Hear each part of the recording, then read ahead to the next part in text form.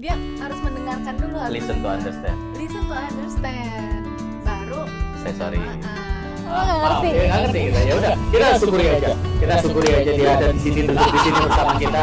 Walaupun caranya pernah jatuh, tapi gua nggak tahu itu maksudnya Kapan gimana. ya? Nggak ngerti gua. Tapi ya kita syukuri aja. Syukur lu jatuh. Tapi ini yang menarik ya. Kita lagi ngobrol-ngobrol gini, dia ngomongin kendaraan. Gua pernah nyari masalah. Dan Saya fatal. juga pernah. Pasti. Kita semua. Oh, Kita semua, maksudnya bukannya pasti ngomongin karakter lu. iya. Nggak dipojokin kok. Iya. Enggak, ini masalah kendaraan ya, masalah kendaraan.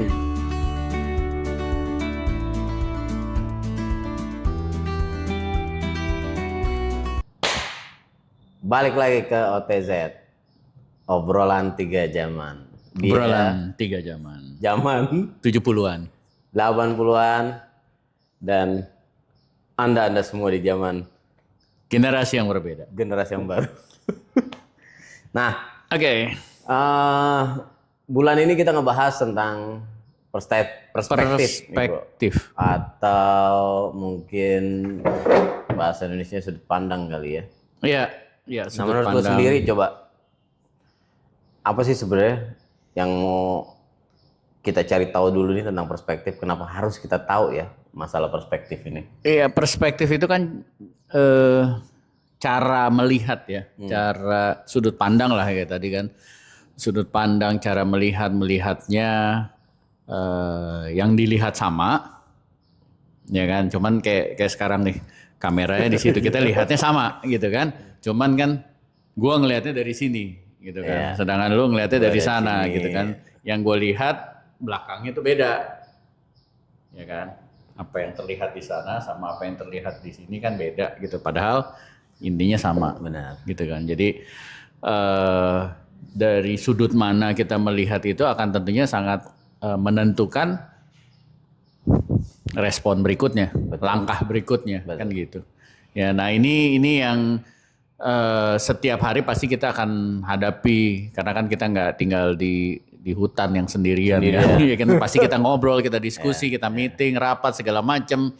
Ada satu topik dan kita memang Betul. perlu sudut pandang yang berbeda karena kan setiap keputusan yang dibuat itu kan perlu ditimbang dan pertimbangan itu kan akan sangat lebih baik Ya. ketika pertimbangan itu tidak hanya satu yang ditimbang tapi kan ya dua atau lebih dari satu. Jadi nanti kita bisa lihat oh yang terbaik yang mana gitu loh. Jadi kita nggak boleh kaku.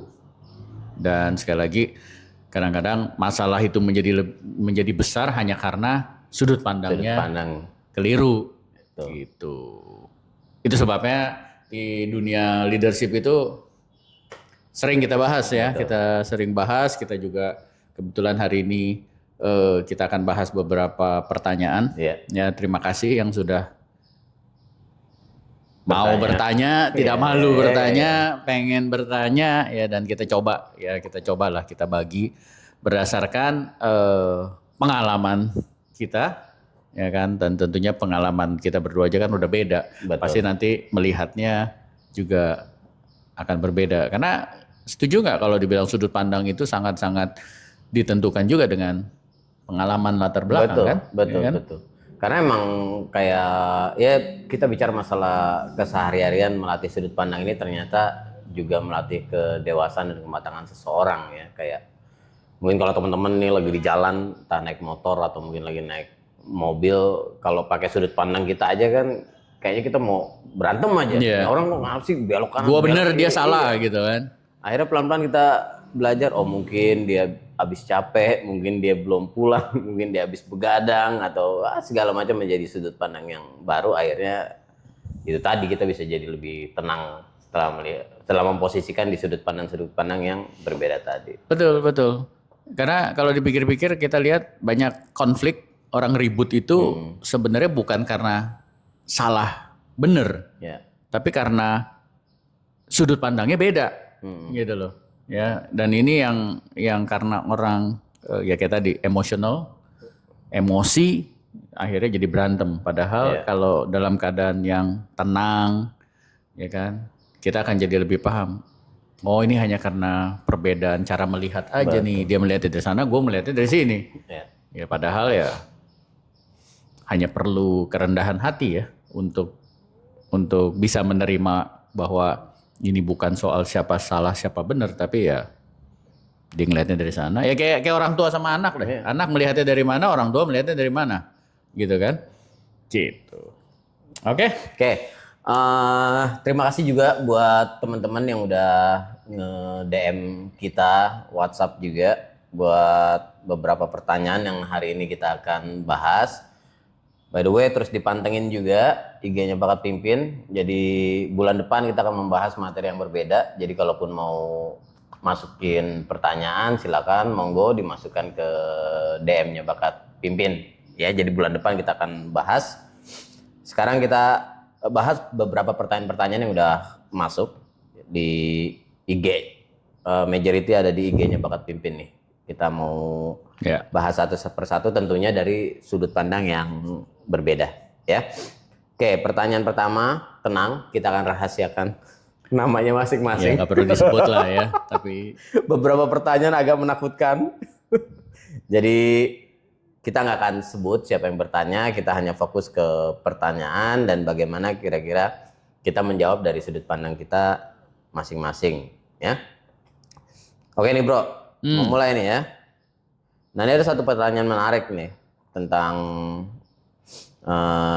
leadership ya.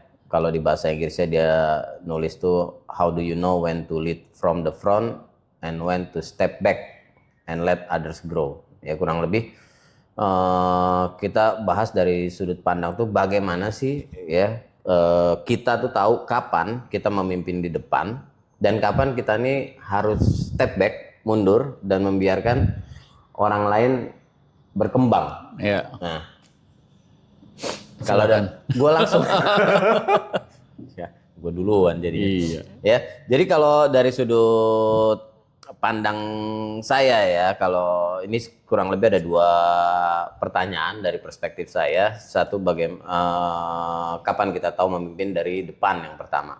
Ya, saya melihat kapan kita memimpin dari depan, tentunya saat momen pertama itu ketika kita menemukan atau kita mempunyai beberapa talent atau beberapa problem atau beberapa tantangan yang memang mungkin belum pernah dihadapi sama tim kita ya, belum dihadapi sama tim kita, sehingga kita sebagai pimpinan ya harus berada di depan dengan memberi contoh, dengan memberikan arahan, dengan memberikan ya kurang lebih mentoring dan training bagaimana tantangan ini bisa kita selesaikan sampai kita lihat teman-teman kita atau tim kita ini sudah mampu untuk berdiri sendiri secara mandiri atau secara independen.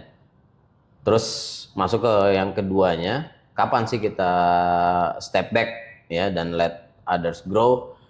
Nah, ini juga kalau dari sisi sudut pandang saya tentunya kita harus lihat dari kacamata perkembangan dari tim kita sendiri ya. Kalau misalnya setelah beberapa tantangan kita latih dan problem solvingnya juga sudah mulai terlatih ya, ini adalah momen-momen di mana kita perlahan-lahan menarik diri dan membiarkan mereka mendapatkan atau menemukan tantangan-tantangan yang baru atau permasalahan-permasalahan yang baru, dan kita cukup berdiri di belakang dalam artian memonitoring, mengawasi dan mementoring jika pada saat itu ada keputusan-keputusan yang memang si tim kita ini mau ajak kita untuk berdiskusi. Jadi ya ini dua hal yang berbeda. Jadi kalau saya garis bawah ini, kalau kapan sih ada di depan ya ketika saya masih punya tim yang banyak, yang masih muda, yang masih fresh, yang masih belum punya banyak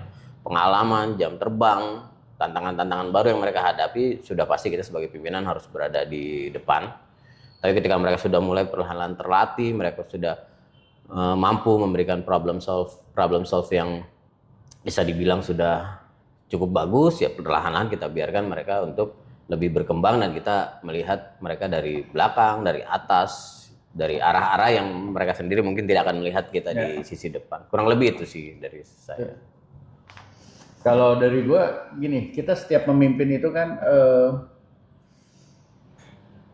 harus salah satu skills lah ya, salah satu skills yang super, pakai kata super tuh, super penting adalah kemampuan menganalisa, analisa dan evaluasi. Itu yang namanya pemimpin harus punya. Dia harus punya kemampuan tersebut dan bukan hanya sekedar punya, tetapi kualitasnya harus bagus. Ya. Ya, dia harus pandai lah dalam mengevaluasi dan menganalisa, ya kan. Nah, kita ngomongnya dari awal aja dulu. Misalkan orang baru masuk nih, ya kan. Ada seseorang baru masuk, interview, ya kan. Pada saat orang interview itu kan, gua sampai lupa megang ini. Pada saat orang interview itu kan, dia akan menjual dirinya. Yeah. Gua bisa A, B, C, D, E, ya kan. Dia melamar sebagai pemimpin, dia akan menjual dirinya. Saya bisa A, B, C, D, E. Tetapi kita semua tahu, interview itu belum menggambarkan tentang orang ini sesungguhnya. Itu sebabnya selalu akan ada probation period. Probation inilah di mana misalkan saya meng-hire, gue akan memperhatikan dia, ya kan, menganalisa performance-nya dia, mengevaluasi, ya kan. Di 3 bulan pertama itu kita akan lihat cara kerjanya, cara berpikirnya, cara dia mengambil keputusan, cara dia bereaksi, itu semua dulu, ya, karena itu modal untuk melangkah menjawab pertanyaan yang masuk ini, ya. Hasil dari analisa tersebut, di situ baru kita bersikap. Gua pimpin dia dari depan atau gua biarkan dia jalan, ya, apa istilahnya tadi, step back, gitu loh. Ya, tapi yang pertamanya itu harus kita analisa dulu. Kalau ditanya how do you know when to lead, how do you know when to lead, kapan kita tahu? Ya setelah kita punya hasil penilaian tersebut, ya kan? Kita nilai dulu. Jadi memang saya ngerti ada beberapa perusahaan begitu meng-hire seseorang, ada yang sangat gayanya dia itu micro management. Jadi segala sesuatu gua nggak mau tahu, pokoknya lu ikutin gua aja, lu ikutin gua akan selalu di depan, lu ikutin. Ada gaya yang begitu. Ada juga yang bahkan nggak mau tahu. Ya gua udah bayar lu, ya udah lu jalan deh. Yeah. Ada yang begitu. Ya, kita nggak bisa bilang siapa benar siapa salah. Sekali lagi itu perspektifnya, gayanya masing-masing. Tetapi kalau yang biasanya kita praktekkan, ya paling penting itu analisa dulu. Kita nilai orang ini ada di mana. Apakah kita perlu di depannya atau di belakangnya. Ya, jadi penilaian itu penting. Dari situ baru kita memutuskan, wah ini orang. Karena kalau misalkan tadi dibilang pakai patokan umur, kita juga punya banyak pengalaman di mana orang-orang yang umurnya belum banyak tapi sudah sangat perform, sudah matang cara berpikirnya, ya. Jadi ya kita biarkan aja, ya kita di belakang aja. Terserah deh kamu yang putusin, terserah kamu buat keputusan, gitu kan. Tapi kalau kita nilai, waduh, ini umur udah banyak, pengalaman udah banyak, tapi kok pertimbangannya kurang matang. Kayaknya sudut pandangnya ambilnya dari situ-situ aja, nggak dari sana, nggak dari sini gitu. Kayak misalkan gue sering nih ngalamin gini, Pak, ini ada banyak tamu, ada banyak tamu yang nanyain menu yang lama itu, Pak, gitu kan. Dan kebiasaan gue nggak suka tuh kata banyak. Iya. Berapa? Adalah apa 20 orang. Tamu kamu 1 bulan berapa? Ribuan tamu, terus kamu bilang banyak nih 20 itu belum banyak kalau dibandingkan ribuan. Nah, dari situ kita menilai kan cara berpikirnya, cara dia melihatnya. Menarik. Gitu loh. Ya kan, itu sudut pandang sekali lagi ya. Makanya saya bilang kayaknya nih harus terus diarahkan nih. Saya harus terus berdiri di depannya dia nih. Gitu loh. Sambil menuntun orang tersebut. Kira-kira sih seperti itu. Ya. Karena kalau dibilang yang bagian terakhir, let others grow. Ya kita pengen ya semua orang Berkembang. Karena kalau semua orang berkembang, orang-orang yang di tim kita berkembang, bahasa kasar sekali, mohon maaf kalau mau dilihat dari sudut pandang yang lain, sebagai owner atau sebagai pemimpin, ya kita jadi lebih santai dong. Betul. Ya kan? Ya tentunya itu yang kita inginkan. Kalau sudah bisa kita di belakang aja. Iya. Ya tapi bisa digarisbawahi yang pertama ya dari sudut mengenal orang lebih dalam tersebut. ya, Ya, si tersebut itu penting. Terus yang kedua analytical thinking tadi ya bagaimana menganalisa performance berdasarkan dari respon, reaksi ya dan dari decision yang orang tersebut buat. Ya kalau misalnya semua bisa grow, ya udah pasti pimpinan paling atas lebih enak hidupnya. Iya. Ya. Ya, tapi kalau ditanya kapan Pak momennya sekarang ya kayak kita lihat aja sehari-hari. Misalkan kita ambil patokan ya tolak ukur dari 10 keputusan yang dia buat, Betul. nilainya berapa tuh? Misalkan dari 10 keputusan yang dia buat nilainya 7 atau 8. Oh ya udah. Udah oke. Udah oke, ya udah silakan terus ya, karena dengan dibiarkan dia berjalan sendirian, kita di belakang itu mempertajam dia kan. Lama-lama dari 7 nilainya akan jadi 8, dari 8 akan jadi 8,5, jadi 9 ya terus gitu loh. Tapi kalau dari 10 pertanyaan nilainya 3, Nah, jangan dulu. jangan di depan Ya dulu. kan? Kita dulu di depan. Sampai ini naik dia di angka 6. Ya. Karena ingat, ketika seseorang kita berikan jabatan untuk memimpin, kan it's not only about that person. Iya. Yang dia pimpin kan juga ada 20 orang, ada 30, dan kita juga harus memikirkan yang dipimpin sama orang tersebut. Kalau emang belum matang, belum siap, ya kasihan yang 20 orang yang dia pimpin nantinya. Yes. Makanya sebenarnya dari posisi kita ya kita harus menjaga kestabilan tersebut. That's pertanyaan pertama. Ya, mudah-mudahan bisa menjawab teman di pertanyaan pertama. Sekarang kita masuk ke pertanyaan kedua. Agak berhubungan, masih di ruang lingkup kepemimpinan, leadership ya. Jangan balikin ke gue lagi ya. Oke. Dulu gantian. Menurut bakat pimpin nih, tanda yang paling jelas bahwa seseorang sebenarnya belum siap menjadi seorang leader meskipun memiliki jabatan itu bagaimana? Menurut bakat pimpin, tanda paling jelas bahwa seseorang sebenarnya belum siap menjadi seorang leader meskipun orang tersebut udah memiliki jabatan Udah jadi tersebut. manajer, Iya, gitu. udah Dia jadi udah manajer. manajer. Nah, gimana nih dari sudut pandang bakat pimpin? Tanda ya, dia nanya tanda. Oh, kamu Tanda harus paling jelas seorang siap. harus puasa nih kayaknya.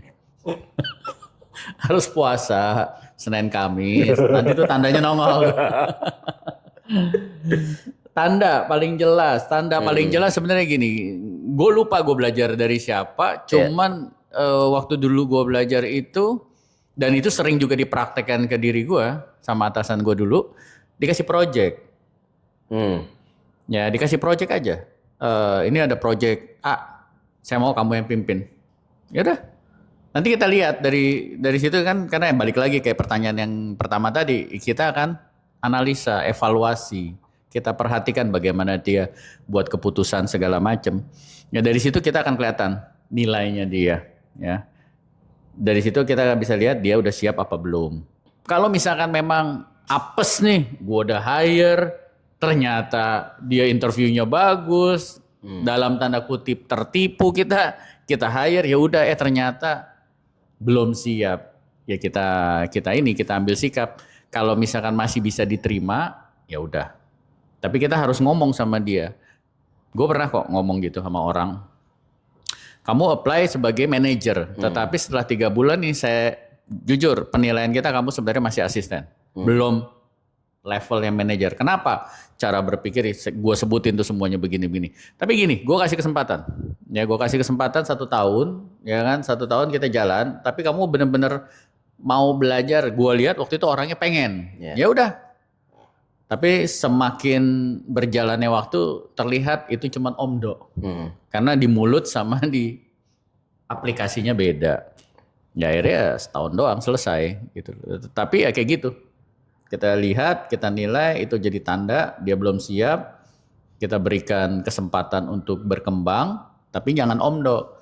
Tapi kita juga kasih batas waktu. Ternyata hasilnya nggak nyampe, ya udah. Karena sekali lagi, ini bukannya saya personal sama dia, tetapi yang saya pikirkan adalah orang-orang yang dia pimpin. Itu aja. Selalu kan it's about the whole team, bukan tentang satu orang. Begitu. Gitu ya. Saya coba jawab dari sudut pandang yang agak sedikit berbeda lagi ya. Di sini yang satu hal yang menjadi perhatian saya tuh seseorang itu udah memiliki jabatan tersebut. Ya, seseorang itu memiliki jabatan tersebut dan tanda paling jelas bahwa seseorang itu sebenarnya belum siap. Ya. Kalau dari perspektif saya secara teknis melihat tanda seseorang itu belum siap, tetapi orang itu udah ada di posisi manajer. Pertama sih kalau lihat dari data HR ya, saya kaitkan dengan data human resource itu pasti yang pertama saya lihat turnover. Turnovernya seberapa tinggi atau seberapa besar. Maksudnya turnover orang-orang yang dia pimpin? Yang dia pimpin keluar masuk di organisasi yang dia pimpin atau di toko yang dia pimpin atau di restoran yang dia pimpin. Nah itu biasanya jadi salah satu parameter. Ya. Terus kedua, biasanya sih tiap-tiap pemimpin ini punya kepekaan terhadap ya di Bakat Pimpin pernah kita ngebahas masalah energi juga. Aktivitas timnya tuh bisa dibilang bekerja menunggu perintah. Nah itu juga adalah salah satu tanda-tanda kepemimpinan seseorang. Tapi di sini yang saya lihat kalau misalnya seseorang itu sudah berdiri di posisi manajer tetapi dia punya tanda-tanda ketidaksiapan sebagai seorang manajer, ya tentunya di sini butuh yaitu tadi proses pemahaman secara langsung tadi kurang lebih Pak Dani juga udah sampaikan dalam artian ya memang harus disampaikan ke dia. Tantangannya mungkin harus dirubah. Saya sendiri sih pasti akan bersikap entah setelah kita review tim yang udah review dengan tim yang udah dia pegang saat ini, mungkin dengan menurunkan ke tantangan-tantangan divisi yang berbeda, mungkin dengan jumlah orang yang sedikit, mungkin dengan divisi juga yang berbeda, tapi di lain sisi sambil tetap kita lihat kemampuannya memimpin, karena memang di sini tadi juga Pak Dani juga sempat ngomong, seorang pemimpin itu yang paling berbahaya bukan dianya, tapi yang paling berbahaya 20-30 orang yang dipimpin sama dia ini, karena mungkin di 20-30 orang itu masih banyak bakat-bakat kepemimpinan lain yang sebenarnya masih bisa berkembang, tapi karena kesiapan seseorang ini masih lumayan harus banyak dikembangkan di sisi kepemimpinan. Ya sebagai atasannya dia lagi tetap harus mencari jalan keluar agar potensi yang di bawah bisa keluar. Dia sendiri ini belajar ke organisasi yang lebih kecil lagi agar bisa benar-benar belajar tentang kepemimpinan. Jadi loadnya mungkin yang harus dikecilin. Oke, satu lagi yang gue baru ingat nih. Jadi gini, salah satu patokan nih orang belum siap. Itu kalau seorang manajer masuk, ya kan, orang ini kan dia dikasih standar perusahaannya kan, standar di sini gini loh, standar di sini gini, ya kan. Nah, standar yang diberikan perusahaan itu bisa diimplementasikan nggak oleh seluruh tim? Ya kalau ternyata karena ada banyak manajer yang bisa ngomong, oh kamu bisa sebutin standar kita, oh disebutin semua, tapi itu tidak terlihat dari timnya. Tim yang di bawah. Ya kan, makanya kalau di tempat kita waktu itu ada manajer, gue paling suka kan ngisengin orang. Self review dong, gue pengen lihat kamu menilai diri kamu. Wah bagus semuanya. Emang dia ngomongnya jago, impresif lah, gitu kan. Tetapi terus gue bilang, ini nilainya kok tentang kamu banget sih. Tentang kamu banget sih. Oh iya Pak, karena kan enggak. Kamu salah paham nih. Kalau kamu mimpin, harusnya yang kamu jadi patokan itu adalah performance dari tim kamu. Kalau tim kamu perform sesuai apa yang ada di kepala kamu, nilai kamu bagus. Tapi kalau kamu doang yang pandai, tapi tim kamu nggak pandai-pandai, nggak ngerti, nggak menjalani standar, ya jelek. Kan tugas kamu memimpin mereka, memastikan mereka berjalan sesuai standar. Gitu. Jadi lihat aja hasil di orang-orang yang dia pimpin. Betul. Itu jadi tanda kalau dia sudah siap apa belum. Ya.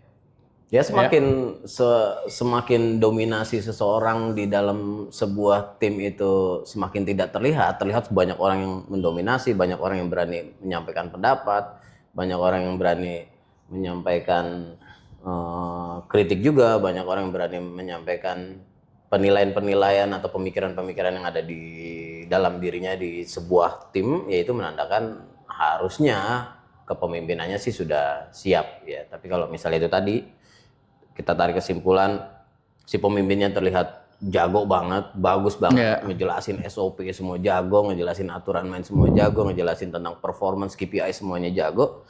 Tapi pas di bawahannya atau di timnya ini nggak mampu melakukan hal yang sama dan nggak ketular sampai ke bawah, ya saya rasa itu juga bukan sebuah kepemimpinan yang bagus. Iya, betul banget. Ya, dia pinternya sendirian. Ya. Ya buat apa? Jangan ya. Nih yang berikutnya ini lucu nih. Hai bakat pimpin.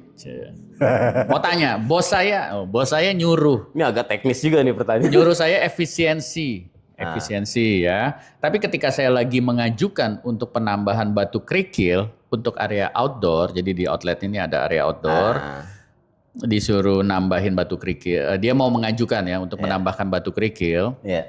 Karena perlu efisiensi, jadi saya berinisiatif untuk memindahkan kerikil dari back area staff, area karyawan. Di situ juga ternyata ada kerikil. Tapi tidak diperbolehkan. Malah menyuruh untuk beli. Maksudnya apa sehnya ini pakai S-E-H-H-H. Maksudnya apa gitu kan. Maksudnya gimana nih? Ya kan, dia bingung nih berarti nih. Ya kan, dia lihat area depan, area guest areanya, front of the house-nya butuh batu kerikil. Karena udah berkurang kali di sepak-sepak orang, ditendang-tendang orang. Mungkin ada yang botak-botak yang tadi kita lihat. Terus akhirnya dia berinisiatif nih ngambil dari belakang, staff area, ya kan. Tapi ternyata udah lu beli aja. Padahal kemarin bosnya baru ngomong efisiensi dong. Bingung nggak? Bingung, gue juga bingung. Ini maksudnya mungkin bosnya lagi ngigo kali. Impulsif ya.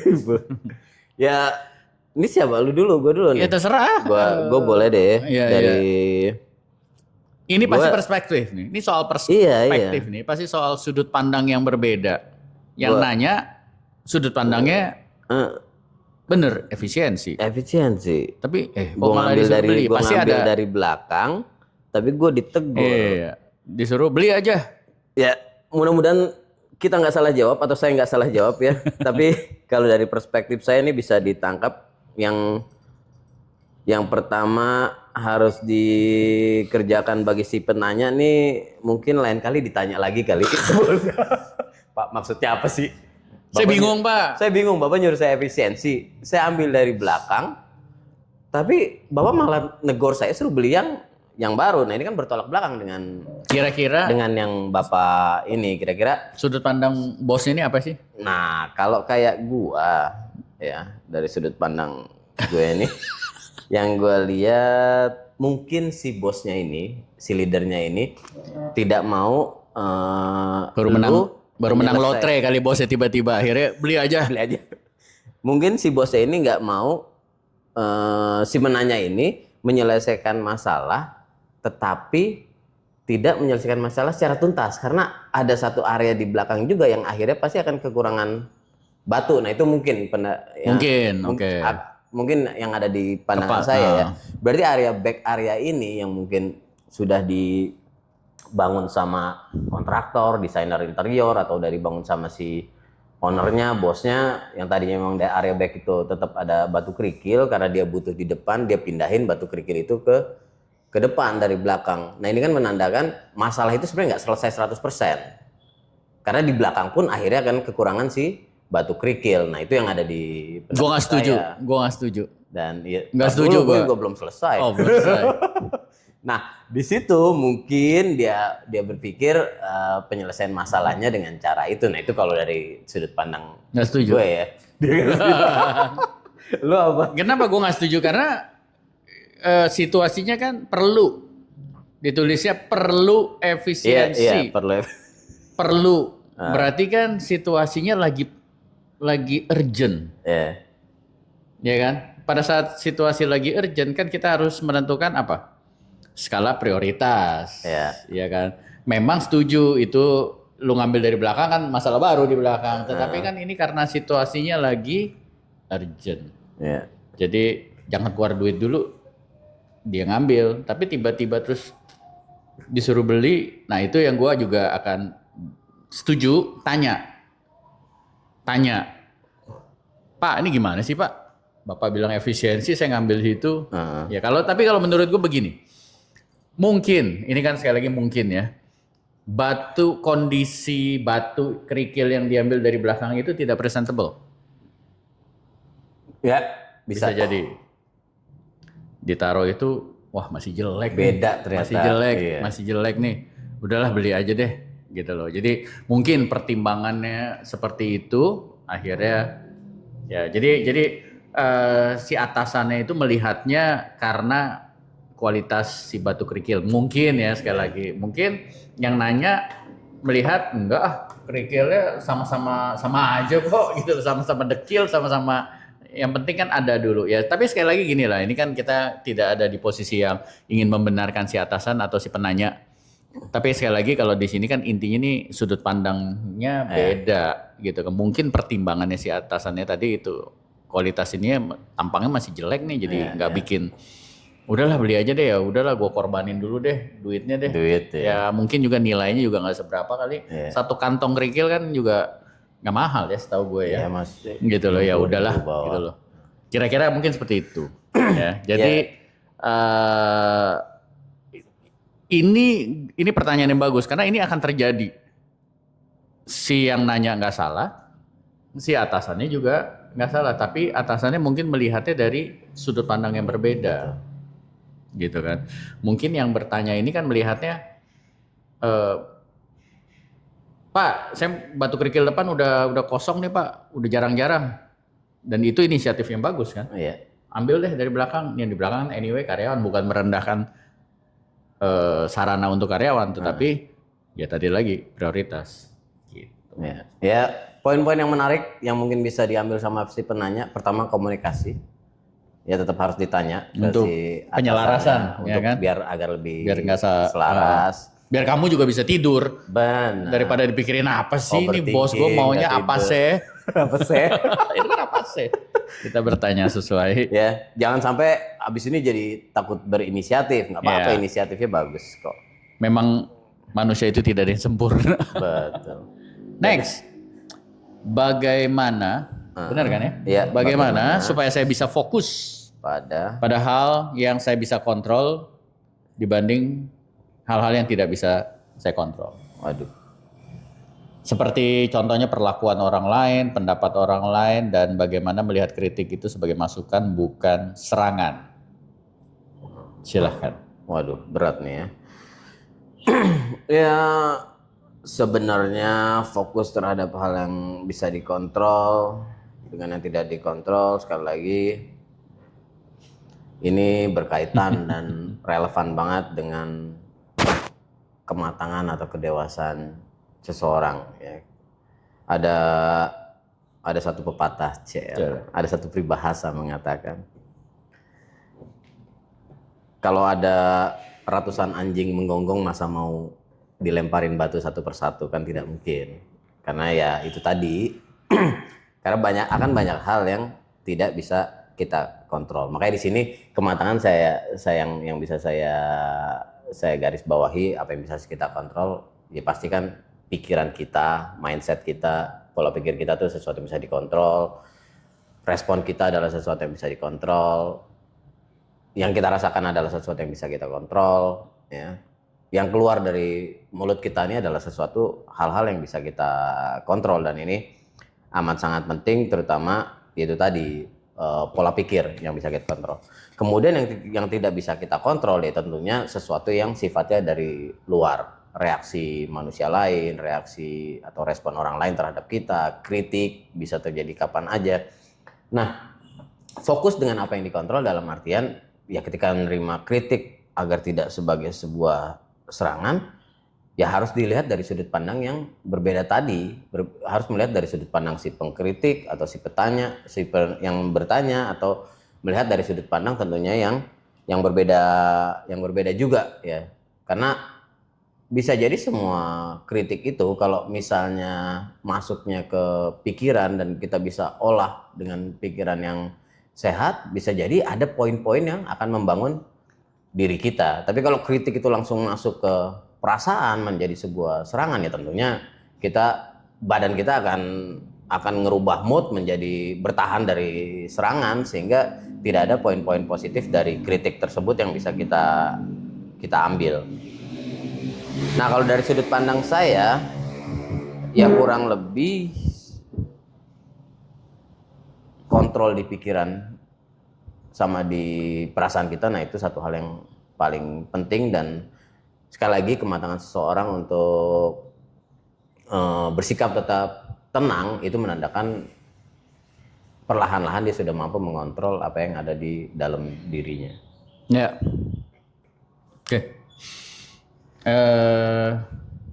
Bagaimana supaya saya bisa fokus pada hal-hal yang saya bisa kontrol daripada hal-hal yang tidak bisa kontrol? Kalau gue jawabannya gini, ini sebenarnya sama kayak orang mau diet sih, sama kayak orang mau diet. Semua orang pengen diet, tapi atau enggak ngomongnya pada saat awal tahun baru deh. Banyak orang kan bikin resolusi, tetapi waktu itu gue lupa ada penelitian, kalau gue nggak salah sebut ya, mohon maaf kalau salah, mayoritas itu gagal daripada yang berhasil. Mayoritas itu bukannya 60%-nya, seingat gue itu kalau nggak salah yang gagal itu sampai tingkat 80% atau 70%. Jadi mayoritasnya itu benar-benar gagal.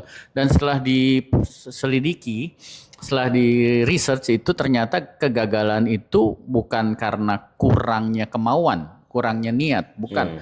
Tapi karena salahnya dia tidak membangun sistem. Dia tidak membangun sistem yang mendukung targetnya dia.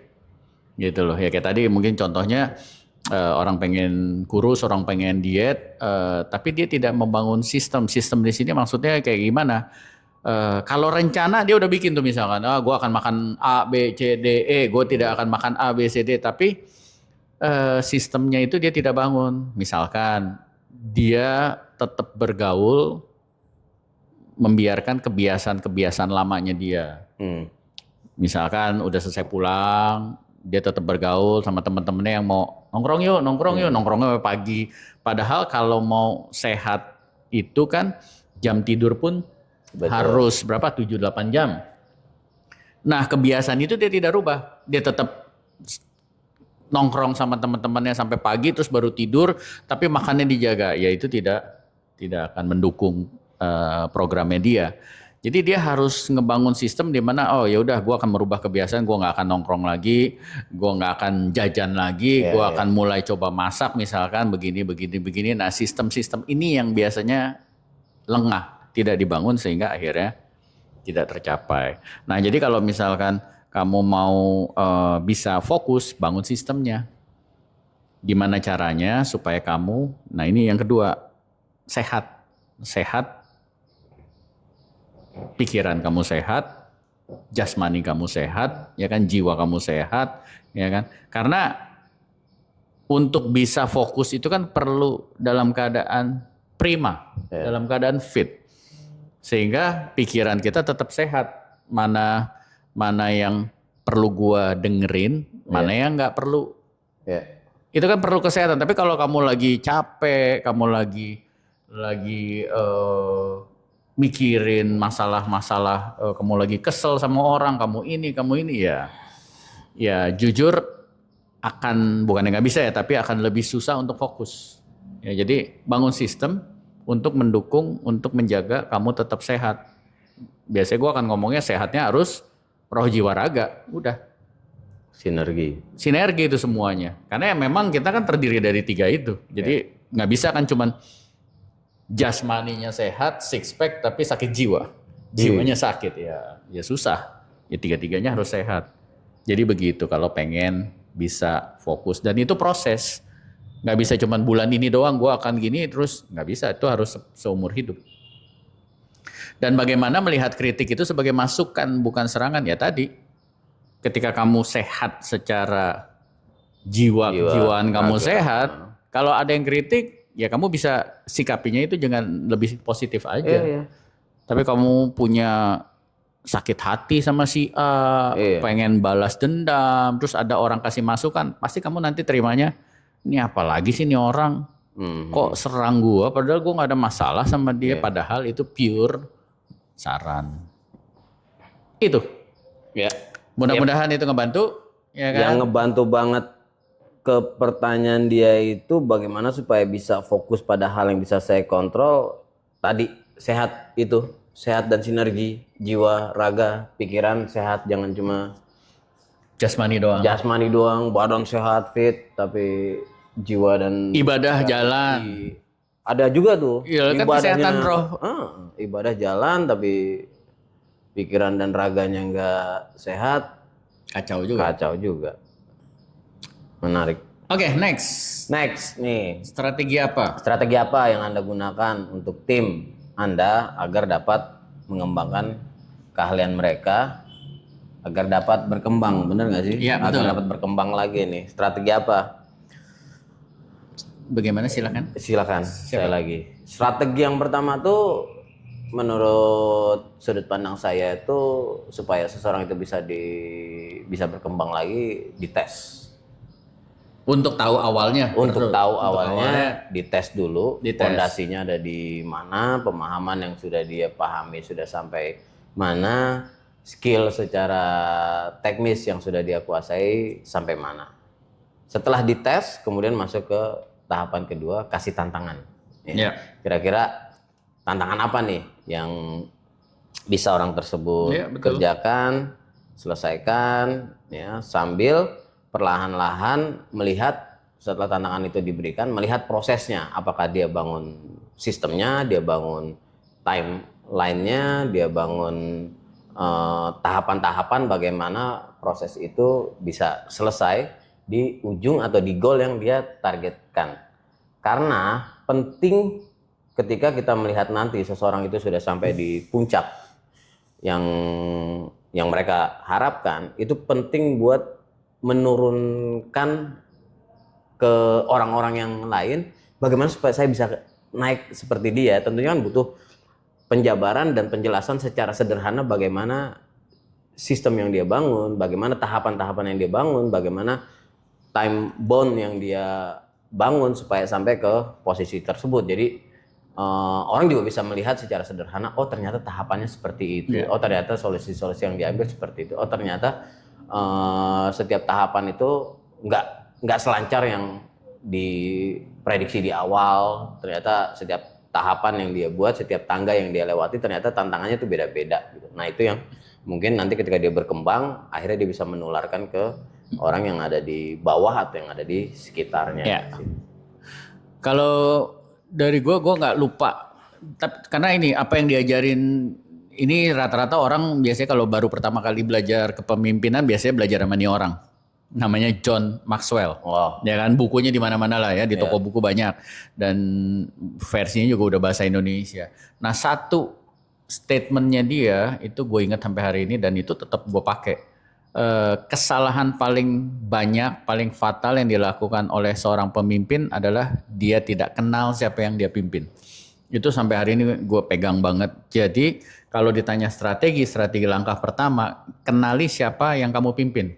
Orang-orang, ada 5 orang, ada 10 orang, kenali satu persatu.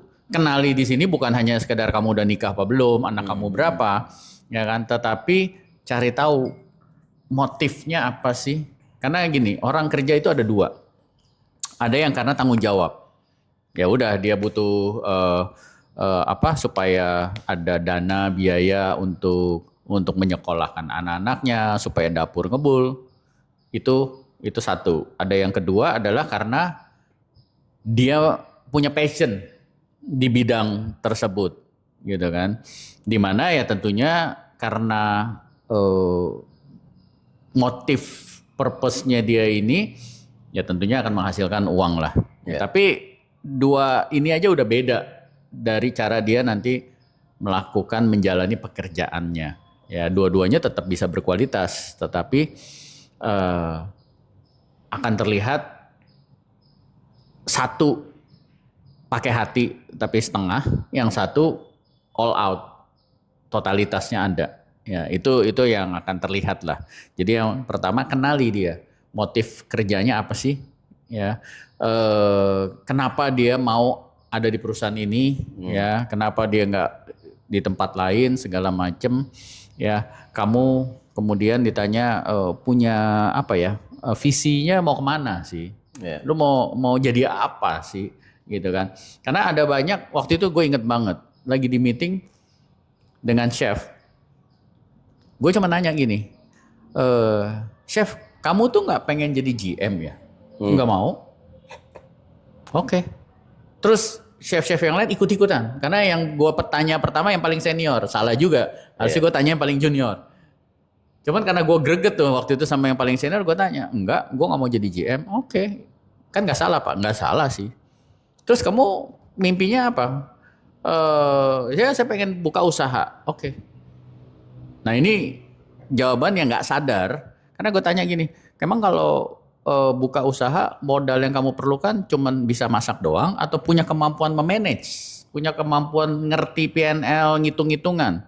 Diam deh baru. Nah kalau kamu jadi GM, dapet tuh ilmunya. Jadi jangan sampai kamu masih setengah mateng terus pengen buka usaha, yang udah-udah nanti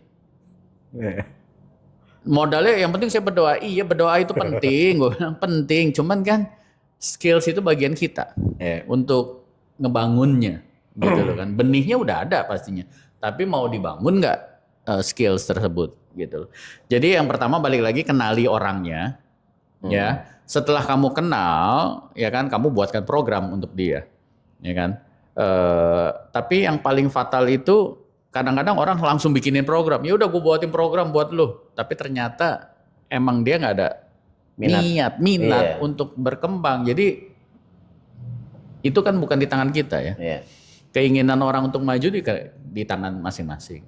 Ya, kira-kira strateginya itu deh. Ya kenali, terus bikinin program yang sesuai.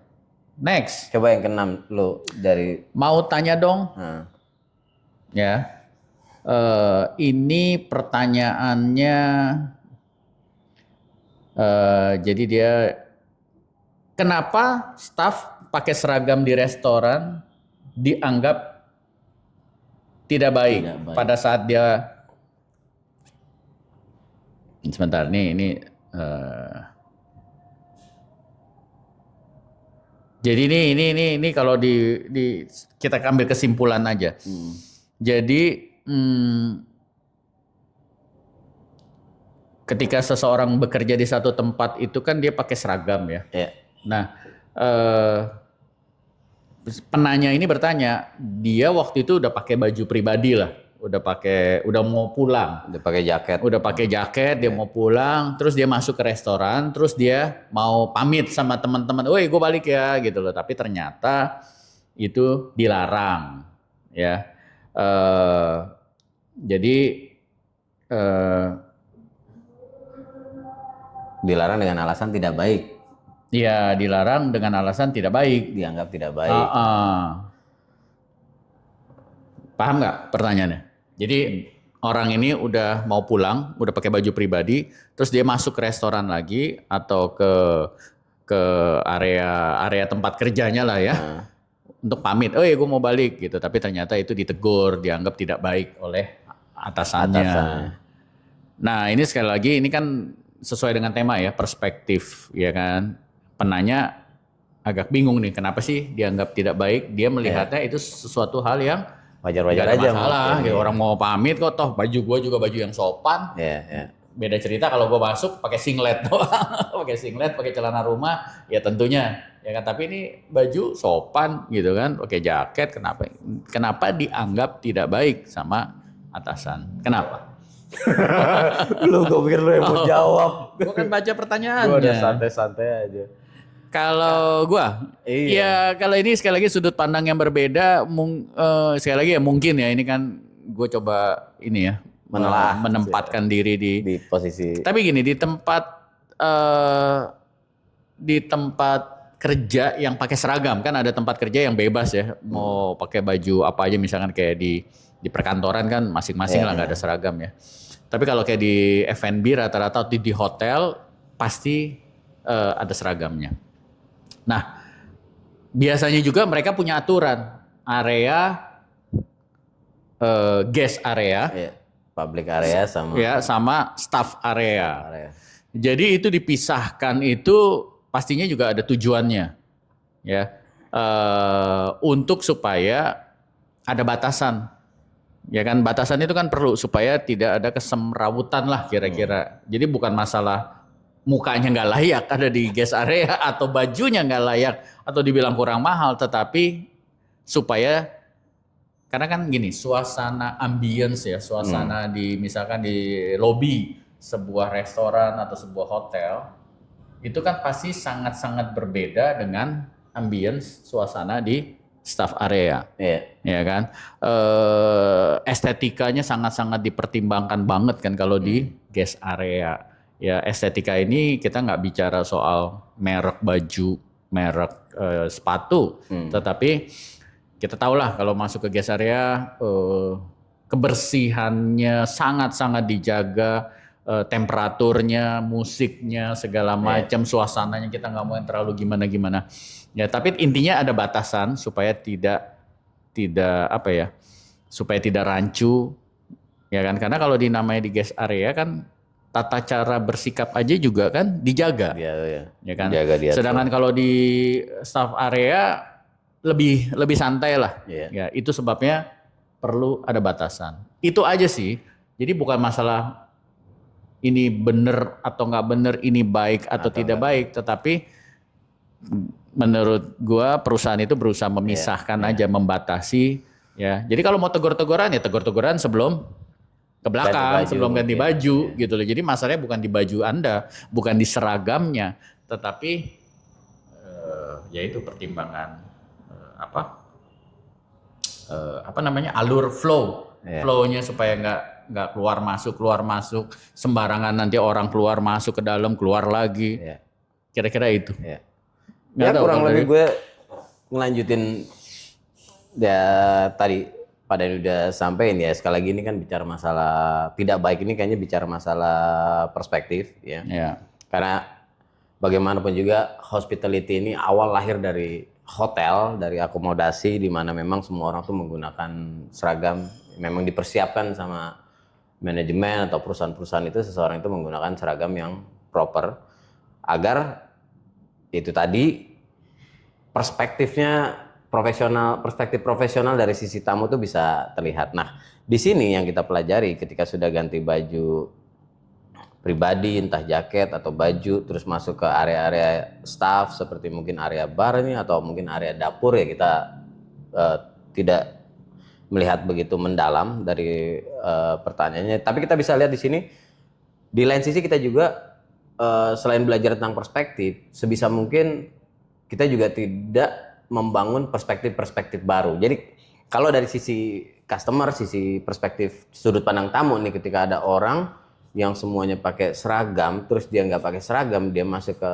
area staff, si tamu kan punya sudut pandang, itu siapa ya? Kok nggak pakai seragam masuk ke area bar? Perspektif dia kan bisa ke hygiene, ke sanitasi, ke safety. Nah, perspektif itu kan akan lahir juga dan kita nggak bisa memprediksi hal tersebut. Mungkin ini yang jadi pemahaman dari atasannya kali ya. Jadi terlihat kayaknya kok kaku banget sih, karena kan sekarang bisa dibilang banyak F&B baru nih yang nggak pakai uniform juga gitu. Mereka cuma pakai apron tambahannya, sehingga mungkin kalau ya sepintas mungkin akan ada beberapa manajer-manajer operation atau GM yang terlihat kaku karena menurut dia mungkin perspektifnya akan berbeda kalau misalnya masuk ke area staff itu pakai Ya. baju pribadi. Coba nih kita bayangin gini. Kalau ini sekali lagi ini bukan siapa benar siapa salah ya, tetapi kan intinya tadi yang kita bahas harus tetap ada batasan supaya konsep segala macam yang sudah direncanakan, yang dirancang itu tetap berjalan. Nah sekarang kalau misalnya kita bayangkan semuanya melakukan seperti apa yang kamu lakukan, entah karyawan dari kitchen, entah karyawan dari security, entah karyawan dari Vale. marketing atau semua yang harusnya sudah pulang terus masuk pamit ini kebayangkan akhirnya jadi sesuatu yang dalam tanda kutip mungkin terlalu rame jadinya gitu. Nah tapi gue yakin gini, kalau misalkan ada sesuatu yang urgent, aduh gue udah ganti baju nih, gue harus handover sesuatu nih tadi lupa dan ini penting, gue yakin ya itu nggak ada masalah. Meskipun kamu udah pakai baju pribadi, kira-kira gitu. Tapi sekali lagi itu hanya beda sudut pandang ya. Dan kita pun juga harus belajar menghargai sudut pandang yang berbeda itu. Ya, jadi bukan masalah. Gua kan bener, lu salah. Enggak, ini beda sudut pandang. Gitu. Ya. Next, terakhir Terakhir ya. Dan masih berhubungan kayaknya sama pertanyaan sebelumnya, hanya dari penanya yang berbeda. Mengapa main handphone di publik dalam dunia servis maksudnya, padahal saya pegangnya handphone toko saya, handphone bukan perusahaan pribadi, maksudnya. handphone perusahaan maksudnya mungkin.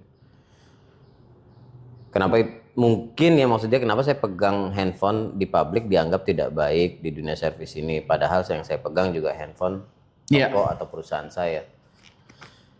Pengalaman pribadi kita ada nih. Jadi